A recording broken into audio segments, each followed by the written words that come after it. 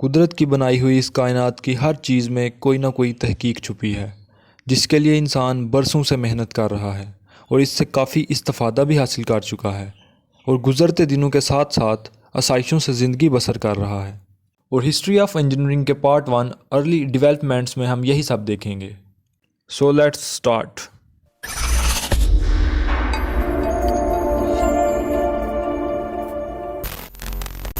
Engineering کا concept آج سے 6000 سال پہلے تقریباً 4000 BC میں انٹروڈیوس ہو چکا تھا،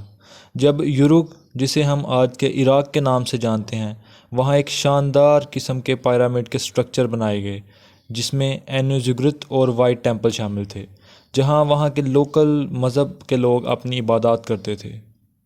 later on 5th to 12th century کے درمیان رومنز نے بہت سے شہر،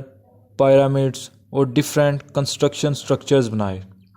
جس میں چائنا کی بنائی ہوئی مشہور دیوار دی گریٹ وال آف چائنا بھی شامل تھی، جو کہ چائنا کے بارڈر کے اکراس بنائی گئی تھی۔ دین 5000 ایئرز بیک، تقریباً 5000 سال پہلے، عراق میں ہی سب سے پہلا ویل انوینٹ ہوا، اور اس کے ساتھ ساتھ ایکسل کو بھی انوینٹ کیا گیا، اور پھر دونوں کو ملا کے جو سکیچ آپ اپنی اسکرین پر دیکھ رہے ہیں، بالکل ایسی ہی ایک مشین نما چیز بنائی گئی، جسے ہاتھوں کی فورس کی مدد سے زیادہ تر کنویں سے پانی نکالنے کے لیے استعمال کیا جاتا تھا۔ اور پھر 4th سینچری میں کنگڈم آف کش، جو آج کے جنوبی سوڈان میں واقع ہے، سکیا نامی ایک چیز ایجاد کی گئی۔ سکیا، جسے ہم آج کل پرشین ویل یا پھر لیٹن میں مکینیکل واٹر لفٹنگ ڈیوائس بھی کہتے ہیں، جس کا مقصد کنویں وغیرہ سے پانی نکالنے کے لیے جانوروں کو استعمال کرنا تھا، بجائے اس کے کہ انسانوں کی انرجی کو یوز کیا جائے۔ اور پھر ریزروائرز، یعنی پانی کو جمع کرنے کے لیے ایک حفیر نامی چیز بنائی گئی، جس میں بارش کے موسم میں پانی کو اکٹھا کر لیا جاتا اور پھر سارا سال اسے استعمال میں لایا جاتا، اور لیٹر آن اسی سے ہی ڈیم کا آئیڈیا بھی لیا گیا۔ اور 4th سینچری BC میں ہی پرشین امپائر، جو کہ ماڈرن عراق اور ایران کی جگہ پر واقع تھا، وہاں پر واٹر ویل کو اپیئر کیا گیا۔